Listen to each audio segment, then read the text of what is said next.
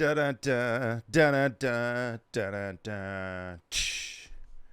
Well, I don't have any real drums, so that's my intro today. Good morning, happy Friday, everyone. Or if it is a different day of the week, happy to you on that day as well.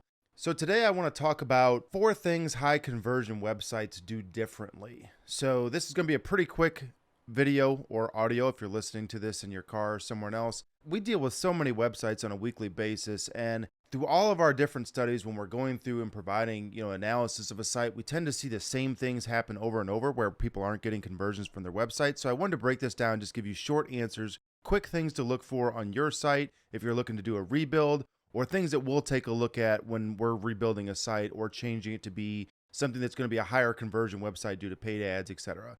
So let's go start at the end of the list. So number 4 is they tend to have short forms for conversions. So chances are you've been to a website, and I know I look at plenty of them daily, and it drives me crazy when I have to sit there and fill out something that has 20 form fields, right? When you look at signing up for something or creating an account on something or any type of form that you interact with that you've done in the past week, the forms are very short. If you're on a forum or something that's a sign up thing, it's usually username, email, then you have to verify your email, you're done, you're in, it's quick. If you're going to check something out, right, it's usually billing address, shipping address, done. Now, if you have a campaign where you're trying to collect information for someone, if you're a service-based business, if you're an online e-commerce store looking for people to create an account, again, keep those forms short as possible. Do not have it more than 4 or 5 things. People aren't going to fill it out.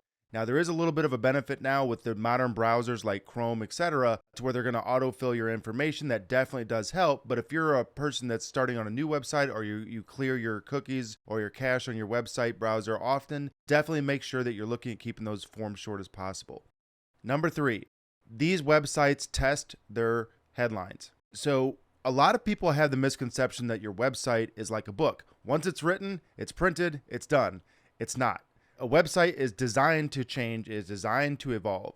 When you're paying money for paid ads or you're paying money to a company for an organic campaign, you have to test these headlines. What is going to be the most highest converting headline? You have to make sure that you give someone a reason to convert. You have to make sure that you tell them what you want them to do.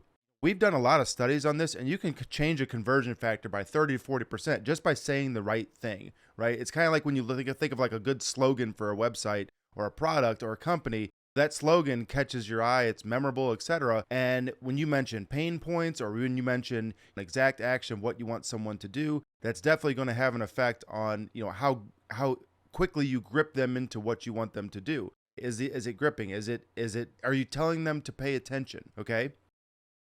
So number 2, they test their calls to action.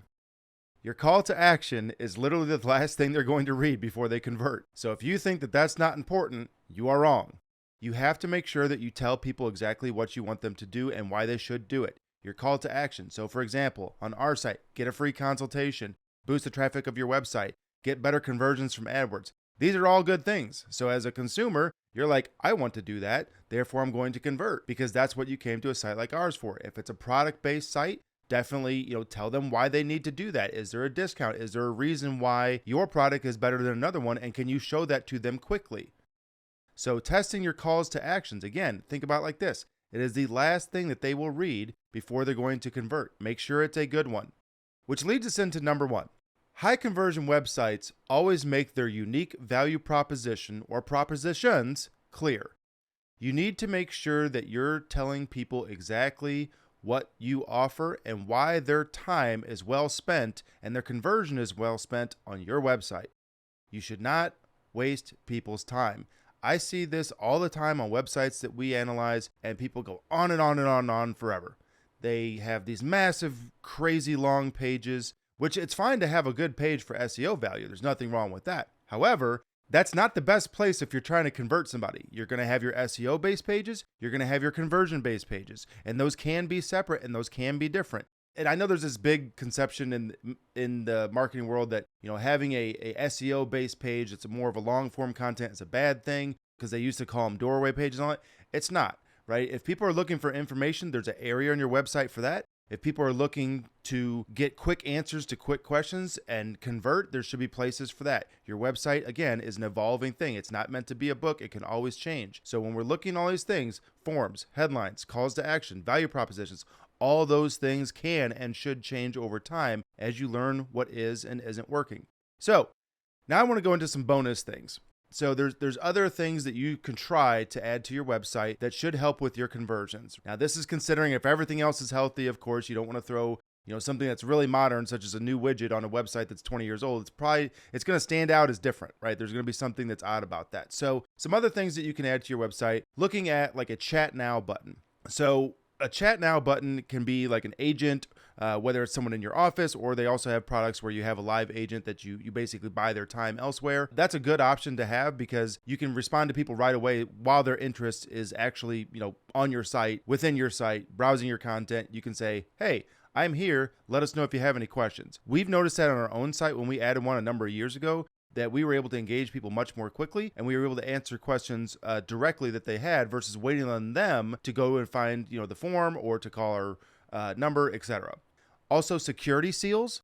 So security seals, BBB seals, things of that nature. Again, depending upon what type of business you are, if it's local, a product, or corporate, etc.